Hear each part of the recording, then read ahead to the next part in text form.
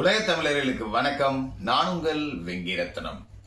டிவிக்கு ஆட்சி அமைஞ்சு ஒரு 100 நாள் கடந்து போயிட்டு இருக்காங்க. ஆனா பல யூடியூப் வீடியோக்கள்ல டிவிகேவுக்கு ஆதரவா வரக்கூடிய வீடியோக்கள்ல பாத்தீங்கன்னா விஜய் அடித்த மெகா சிக்ஸர், அசத்திய முதல்வர் விஜய், அப்படிதான் நிறைய செய்திகள் வச்சு. பட் இன்னைக்கு மனசார நானே சொல்றேன், உண்மையிலேயே இன்னைக்கு விஜய் அவர்கள் அடித்தது மெகா சிக்ஸர் அப்படின்னு தான் சொல்லணும்.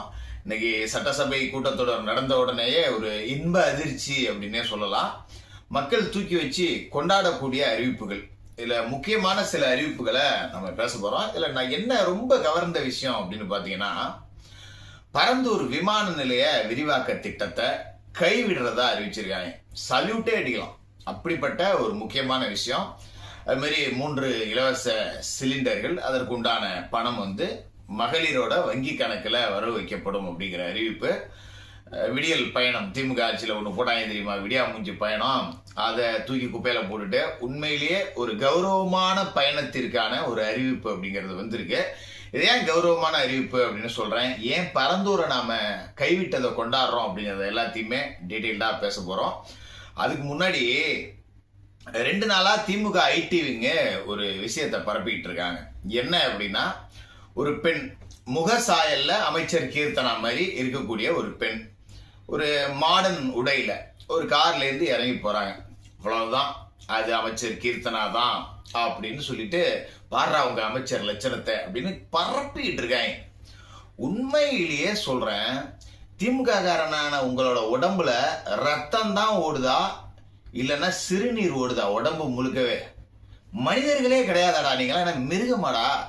இதெல்லாம் செய்யக்கூடியது யாரு அப்படின்னு பார்த்தீங்கன்னா, இந்த 200 கொத்தடிமைகள் இணையதள கூலிப்படைகள். நான் என்ன சொல்றேன், அது அமைச்சர் கீர்த்தனாவே இருந்துட்டு போகட்டுமே, உங்களுக்கு என்னடா பிரச்சனை? அவங்க உடை என்ன உடை போட்டிருந்தா உங்களுக்கு என்னடா பிரச்சனை? அப்படியே இவங்க பெண் உரிமையை நாங்கள் அறுத்து தள்ளிட்டோம் மேடைக்கு மேடை பேசிட்டு, ஒரு மாடர்ன் ட்ரெஸ்ல ஒரு பொண்ணு போயிருக்கு, அது அமைச்சர் கீர்த்தனை. சரி, ஆமா, இப்ப அமைச்சர் கீர்த்தனா என்னடா பண்ணுங்கிறீங்க நீங்க? அது அவங்க இருக்கு இல்லை, அது வேற விஷயம். சரி, பண்ணனாவே என்னதாங்கிறேன், ஏன் மாடர்ன் உடையில போக கூடாதா? இந்த உதயநிதியோட மக ஃபாரின் போறப்ப என்ன மாதிரி ட்ரெஸ் போட்டு போயிருந்தாங்க? உங்க முதுகுல 1008 அழுக்கு இருக்கு, அதை தொடங்கடா. இதை செய்யறது யாருன்னு பாத்தீங்கன்னா, இந்த வளர்ந்து கெட்டது ஒண்ணு இருக்கு, ஒதியம் பெருத்து உத்தரத்துக்கு உதவாதுன்னு சொல்லுவாங்க பாத்தீங்களா, வளர்ந்த மாடு சாராயாவாரி டிஆர் பாலு மோவன் ராஜா. அப்படியே மன்னார்குடியை கீழ்ச்சி தள்ளிட்டேன்னு சொல்லிட்டு மன்னார்குடியில மண்ணை கவனிச்சுல இந்த பீஸு. இதுக்கு இப்ப என்னன்னா வயிற்றுச்சல். ஏன்னா இதுதான் தொழில்துறை அமைச்சர். இது பண்ண வியாபாரம் என்னென்ன அப்படிங்கிறதெல்லாம் கடந்த காலகட்டத்தில் நம்ம நிறைய கழிவையும் ஊற்றிட்டோம், காரியும் துப்பிட்டோங்கிறதால அதை நம்ம திரும்ப செய்ய வேண்டியதில்லை. திரும்ப திரும்ப துப்புனா நம்ம எச்சிக்கு தான் அவமானம், அதனால துப்ப வேண்டியதில்லை. இவர் தொழில்துறை அமைச்சராக இருந்த காலகட்டத்தில் சுட்டாங்க பாருங்க வடை. சிங்கப்பூர்லேருந்து முதலீடு வருது, துபாயிலேருந்து முதலீடு வருது, ஸ்பெயின்லேருந்து முதலீடு வருது, அமெரிக்காவிலேருந்து வருது. ஐயோயோயோ எங்கடா வந்துச்சு அப்படின்னு கேட்டா, வெள்ளை அறிக்கை கொடு அப்படின்னா ஒரு வெள்ளை பேப்பரை தூக்கி காட்டுறாங்க, இதான் வெள்ளை அறிக்கை அப்படின்னு சொல்லி. இந்த விளக்கமாரி எங்களுக்கு தெரியாது. இவங்க வடை சுட்டாங்க பார்த்துறீங்களா, லூலு மால்லாம் வரப்போகுதுன்னு எங்க வந்துச்சு? இவங்களே கொண்டு போய் அங்கே இன்வெஸ்ட்மெண்ட், ஆக்சுவலா முதலீடுகளை ஈர்க்கலாம் இவங்க போயிருக்க மாட்டாங்க. இங்க அடிச்சு சம்பாரிச்சு வாக்கரிசி போட்ட பணத்தை கொண்டு போய் முதலீடு எங்கேயாவது பண்றதுக்கு போயிருப்பாங்க. ஒரு முதலீடு இங்கே வரல, கேட்டா நாங்க புரிந்துணர்வு ஒப்பந்தத்தை அறுத்து தள்ளிட்டோம் அப்படின்னாங்க. பாதி தொழில் நிறுவனங்கள் இங்க இருந்து ஆந்திராவுக்கும் தெலுங்கானாவுக்கும் ஓடுனது தான் மிச்சம். ஏன்னா எல்லாம் பூர்வகுடி தெலுங்கு இல்ல, விசுவாசம் அங்கெல்லாம் இருக்கும். இந்த பங்களா நாய் மாயம் பார்த்தீங்களா, இது மாதிரி தான். வீட்டுக்குள்ளேயே தின்னுட்டு வெளியில இருக்கிற தெருநாயை தேடிட்டு போவோம். அந்த மாதிரி தான் இவங்க அடிச்சு சம்பாதிச்சு பூரா இங்கே, இன்வெஸ்ட்மெண்ட் பூரா அங்க. இவங்க அதை செஞ்சுட்டு இப்ப இந்த ஒரு இளவயது பெண்மணி தொழில்துறைக்கு அமைச்சராயிருக்கு, ஏதாவது பண்ணணுங்கிற முயற்சி நடக்குது. அதை தாங்க முடியாம இவங்க ரொம்ப கீழ்மர அடிமட்டமா இறங்கிட்டாங்க. பாத்தியா அமைச்சர் கீர்த்தனாவோட உடைய அப்படின்னு. ஆமா, அமைச்சர் கீர்த்தனா அது இல்லைன்னு சொல்லிட்டாங்க. ஆனா இருந்தாதான் என்னன்னு நான் கேட்கிறேன், ஏன் மாடர்ன் ட்ரெஸ் போடக்கூடாதா? எங்க உங்க வீட்டு பொம்பளைங்கெல்லாம் வரும்போதே அப்படியே புளியத்து போத்திக்கிட்டு தான் வெளில வராங்களா? இருக்கிற போட்டோவெல்லாம் எடுத்து வரிசையா போட்டோம்னா நாரி போயிடும். இப்ப கருணாநிதி காலகட்டத்தில இருந்து எடுப்பேன். நீங்க பேசுற ஒவ்வொன்றுக்கும் தேவையில்லாத தயிர் வடை தின்னுட்டு முரசொலி படிச்சுட்டு சமாதியில படுத்துங்கிறவர் தான் அடி வாங்க போறாரு. கும்மா ஊத்து அந்த தான் குத்தணும். ஏன்டா என்ன பாவத்தை கொட்டுறீங்க, செத்து இந்த அடி அடிக்கிறீங்கன்னு. தேவையில்லாத எதையாவது வாயை கொடுத்து மஞ்சள் துண்டு வரலாறுலாம் இழுத்து சட்டசபையில நேரம் அடிச்சு விட்டீங்க. அடுத்த தடவை வடை தூக்கிட்டு போறவன வடையாலே அடிக்க போறாரு. அதுதான் நடக்க போகுது. இந்த மாதிரியான கீழ்த்தரமான வேலைகள்லாம் கைவிட்டுருங்க. இப்போ நம்ம நிகழ்ச்சிக்குள்ளே போயிடுவோம். இன்ன வரைக்கும் நிகழ்ச்சிக்குள்ளேயே போகலையா? அப்புறம் என்ன பண்ணுறது? இவங்களை திட்டாமல் நிகழ்ச்சியை தொடங்கினா நமக்கு தூக்கமும் வர மாட்டேங்குது, சோறு இறங்க மாட்டேங்குது. சரி, இப்போ 4 குத்து குத்திட்டு வந்துடும் அப்படிங்கிறது. அதான் ஃபஸ்ட்டு ஸ்டார்ட் பண்ணது. இந்த பரந்தூர் விமான நிலைய விரிவாக்க திட்டத்தை கைவிட்டதை மனசார வரவேற்கிறேன், பாராட்டுறேன். ஏன்னா இவங்க திமுக ஒரு திட்டம் அப்படிங்கிறத போட்டாங்கன்னா, இப்போ மற்ற அரசியல்வாதிகள்லாம் எடுத்திங்கன்னா ஒரு ஸ்கீமை போட்டு அதில் ஸ்கேம் பண்ணுவாங்க. இவனுங்க ஸ்கேம் பண்ணுறதுக்காகவே ஸ்கீம் போடுவானுங்க. அவ்வளோதான் இவனுங்களுக்கு உள்ள வித்தியாசம். இப்போ 100 ரூபா பாலம் கட்டுறதுக்கு அப்படின்னா 80 ரூபாய்க்கு பாலம் கட்டிட்டு 20 ரூபா திருடிடுவாங்க. இவனுங்க 80 ரூபாய் திருடிட்டு மீதி 20 ரூபாய்க்கு பாலம் கட்டினேன்னு டாக்குமெண்ட் மட்டும் தயாரிச்சு வச்சுக்குவாங்க. அந்த மாதிரி ஆளுங்க இவங்க. சொத்தை வாங்கி குமிச்சுட்டாங்க பரந்தூரை சுற்றி. பல ரியல் எஸ்டேட் கம்பெனிகள் இவங்க பினாமி தான், எல்லாம் தெரியும். வாங்கி குமிச்சிட்டு அந்த சொத்தை இப்போ விலையேற்றணும்னா என்ன பண்ணுறது அப்படின்னு சொல்லிட்டு விமான நிலைய விரிவாக்கத்தை அங்கே பண்ணிடுவோம். சோறு எப்படி திம்பிங்க? எனக்கு சத்தியமாக தெரியாமல் தான் கேட்குறேன். உண்மையிலேயே திமுக உள்ளவங்களா சோறு தான் திங்கிறீங்களா இல்லை வேற ஏதாவது திங்கிறீங்களான்னு எனக்கு தெரியல. நீங்கள் வேற எதுவும் தப்பாக நினச்சிக்காதீங்க. பூரி பொங்கல் அந்த மாதிரி கேட்க வந்தேன் நான். என்னன்னா, பரந்தூர் அப்படிங்கிறது கிட்டத்தட்ட ஒரு மினி டெல்டா. தஞ்சாவூருக்கு நிகராக, டெல்டா மாவட்டத்துக்கு நிகராக நெல் விளையக்கூடிய நஞ்சை நிலம். அவ்வளவும் அந்த ஏகனாபுரம் சுற்றி அத்தனை கிராமம். அப்படி உள்ள நுழைஞ்சாலே நம்ம தஞ்சாவூர் மாவட்டத்துக்கு வந்துட்டோமோ அப்படிங்கிற ஒரு சந்தேகம் நமக்கு வந்துடும். எல்லா பக்கமும் நெல், அவ்வளோ ஏரிகள். அதையெல்லாம் அழிச்சிட்டு இவங்க அங்கே விமான நிலையம் நொட்டுறாங்களாம். இதை கேட்டு ஈஸியாக தூக்கி சென்ட்ரல் கவர்மெண்ட் மேலே பழிய போட்டுறாங்க. சரி, நீ இருந்தப்ப என்ன மணி ஆட்டிக்கிட்டு இருந்தியா, மாடு மேய்ச்சிக்கிட்டு இருந்தியா? நீங்கள் தான் அப்படியே பாசிச பாஜக எடுத்து தள்ளுறவங்களாச்சு. அங்கே போய் தள்ள வேண்டியதானே பரந்தூரில். இப்போ மட்டும் பிளாக்ல ஓடி போய் நைட்டோட நைட்டாக பார்த்துட்டு வரீங்க. மோடிஜி எப்படியாவது எங்களை காப்பாற்றி விடுங்க ஜின்னு. மக்கள் பிரச்சனைக்கு என்னையா மத்திய அரசு போறீங்களா? ஈழத்தில் 1.5 அத்தனை லட்சம் பேரை கொன்று குமிச்சானுவா. கனிமொழி ஜாமீன் எடுக்க தானே போய் பார்த்தீங்க. மந்திரி சபைக்கு சீட்டு வாங்க தானே டெல்லிக்கு போனீங்க. மக்கள் பிரச்சனைக்கு என்னைக்கு தான் நீங்கள் போவீங்க? இப்போ இந்த விமான நிலைய விரிவாக்க திட்டத்தை கைவிட்டிருக்கிறது கொண்டாடக்கூடிய ஒரு அறிவிப்பு. உண்மையிலேயே அந்த காலகட்டத்தில் புரட்சி தலைவர் எம்ஜிஆரோட போட்டோவை வீட்டுக்கு வீடு மாட்டியிருப்பாங்க. ஏலப்பாளைகள் எல்லாம் கட்சி எதுவுமே கிடையாது. எம்ஜிஆர்னா கடவுள்ரா அப்படி மாட்டியிருப்பாங்க. உண்மையிலேயே பரந்தூர் மக்கள் அந்த அளவுக்கு தமிழக முதல்வர் விஜய் அவர்களை கொண்டாடக்கூடிய ஒரு திட்டமா இது இருக்கு. கைவிட்டாங்க, பரவாயில்ல. ஒரு திட்டத்தை கைவிட்டதை கொண்டாடுறாங்க அப்படின்னா அந்த திட்டத்தால் அவங்க எவ்வளவு பாதிக்கப்பட்டிருப்பாங்க. இந்த முன்னாள் குளத்தூர் எம்எல்ஏ கொத்து பரோட்டா ஒன்று இருக்கு. இது அப்படிதான் இந்த ஈத்தேன் மீத்தேன் கையெழுத்து போட்டு நான் தெரியாம போட்டு வந்துட்டேன். தெரியாமல் போட்டு வர்றது எதுன்னா வேண்டாம், என் வாயில் வேறு ஏதாவது வந்துடும். சரி, அது மாதிரி இதுலேயும் போட்டு வந்துடும் விட்டுருந்தா.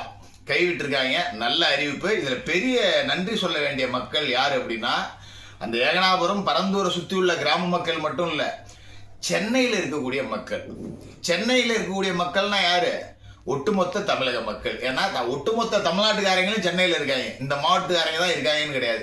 சென்னையை சுற்றி சென்னையை உள்ள இருக்கிற எல்லா மாவட்ட மக்களும் நன்றி சொல்லணும். ஏன்னா அந்த ஏகனாபுரத்தை சுற்றி அந்த கிராமங்களை அழிச்சிட்டு இவங்க பரந்தூர் விமான நிலையத்தை கட்டியிருந்தாங்கன்னா கிட்டத்தட்ட 30க்கும் மேற்பட்ட ஏரிகள் அங்கே இருக்கு. அந்த தண்ணி பூரா பக்கிங்ஹாம் கேனலுக்கு தான் வரும். மொத்தமாக சென்னை நக்கிக்கிட்டு போயிடும். அப்புறம் மெட்ரோ ரயில், பஸ்ஸு எல்லாத்தையும் விமான நிலையம் எல்லாத்தையும் கேன்சல் பண்ணிட்டு போட்டில் தான் போகணும். இல்லைன்னா அங்கே ஒன்று படுத்துருக்கு, முழுகிற நிலம் வந்துச்சுன்னா அதை குப்புற படுக்க வச்சு கட்டுமரமாக ஏறி தான் சவாரி செய்யணும். வேற வழி கிடையாது. அப்படி ஆயிருந்திருக்கும். அதுலேருந்து காப்பாற்றிருக்காங்க அப்படின்னு தான் இதை சொல்லணும். ஏற்கனவே 4000 கோடிக்கு நாங்கள் ரெயின் பேக்கேஜ் போட்டு நக்கி திண்ணை காசுக்கு சென்னை மலையிலே தண்ணியிலே மிதகுது. இப்போ இதுலேயும் ஒரு 4000 கோடி நீங்கள் கமிஷன் வாங்கறதுக்கு ஸ்கீம் போட்டிங்கன்னா கட்டு மரத்தை குப்பரையே போட்டு ஏறி அது மேலே தான் குதணும். அப்படி தான் இருந்திருக்கும்.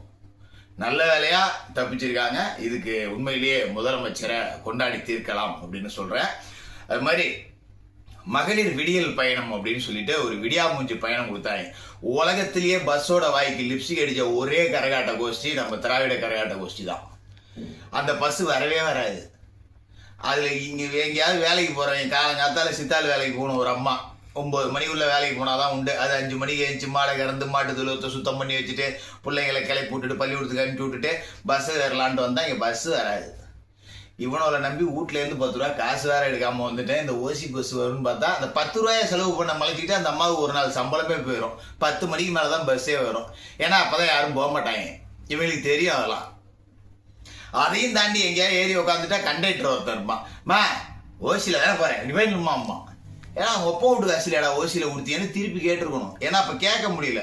ஏன்னா அமைச்சரே ஓசின்னு பேசினானுங்கல்ல, இந்த பொன்முடி பேசுனதெல்லாம் கேட்டிங்கல்ல, ஓசி பஸ் ஓசி பஸ். அவங்க ஆயிரப்பன் சம்பாதிச்ச காசில் ஒன்று வந்து ஓசி பஸ் விட்டாங்க. இப்போ இந்த அந்த குறிப்பிட்ட பஸ்ஸில் ஏறதுக்கு பெண்கள் ஒரு மாதிரியான தயக்கம், இதை போனால் ஓசி பஸ்ஸும்பானுங்க அப்படின்னு சொல்லிட்டு இப்போ எல்லா பஸ்ஸுலையும் போகலாம். இது இலவச பஸ் அப்படின்னு அடையாளப்படுத்தி அவங்களை அவமானப்படுத்தாம இப்ப எந்த பஸ்ல வேணாலும் போலாம் அப்படிங்கிற அறிவிப்பு ஒரு கௌரவமான பயணத்துக்கு வழிவகுக்கும் அப்படிங்கிற வகையில இதுதான் உண்மையான விடியல் பயணம்.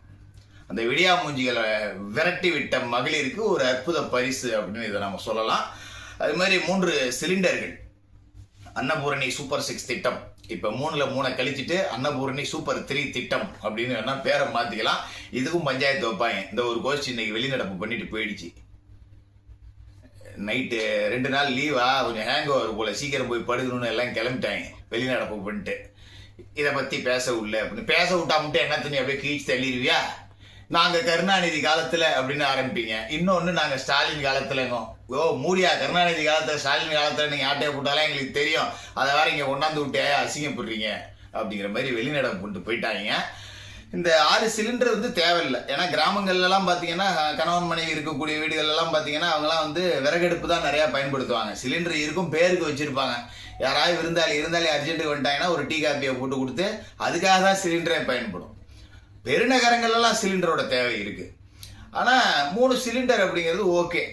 6 கொடுத்து இப்போ இருக்கிற பொருளாதார நெருக்கடிக்கு மறுபடியும் வரியை தூக்கி போட்டால் அதுக்கும் திமுக தான் கொண்டு வந்து அப்புறம் போராட்டம் நடத்தும். ஐயோ போச்சே அப்படின்னு சொல்லிட்டு, நீங்கள் ஏன்டா 6 லட்சம் கோடி கடன் வாங்கி வச்சிங்க அப்படின்னா, ஐயோ நாங்கள் வந்து எங்கள் ஆட்சியில் நாங்கள் சாதிச்சது அப்படின்னு ஃபர்ஸ்ட்லேருந்து கிளம்புவாங்க. அதனால் இந்த 3 சிலிண்டர் அப்படிங்கிறது ஒரு முத்தான அறிவிப்பு. இதற்கான பணம் அப்படிங்கிறது நேரடியாக வங்கி கணக்கில், பெண்களோட வங்கி கணக்கில் வைக்கிறாங்க. அப்படிங்கும்போது சிலிண்டர் வாங்க காசு இல்லாமலாம் யாரும் கிடையாது, இருக்காங்க. ஆனால் கிராமங்களில் இன்னும் நகர்ப்புறத்திலே பார்த்தீங்கன்னா இந்த தினக்கூலி எல்லாம் திடீர்னு பார்த்தீங்கன்னா சிலிண்டர், ஐயோ சிலிண்டர் வேற வந்துருச்சே காசு இல்லையேன்னு பக்கத்து விட்டு ஓடுவாங்க, ஒரு 1000 ரூபா இருந்தால் கொடுத்தரேன் அப்படின்னு சொல்லிட்டு. இப்போ அவங்களுக்குலாம் இந்த 3 சிலிண்டருக்கான பணம் அப்படிங்கிறது இந்த எமர்ஜென்சி காலத்தில் சிலிண்டர் எடுக்கிறதுக்கு காசு இல்லாத காலகட்டத்தில் உபயோகப்படக்கூடிய ஒரு நல்ல விஷயமா இருக்கும். அந்த வகையில் இந்த அறிவிப்பையும் மனதார பாராட்டலாம், அதில் எந்த விதமான மாற்று கருத்தும் இல்லை. அதே மாதிரி நேற்று சில ஆணவ படுகொலைகள் அப்படிங்கிறதெல்லாம் நடந்துக்கிட்டு இருக்கு. வழக்கம் போல விசிகாவினர் கிளம்பி வருவாங்க.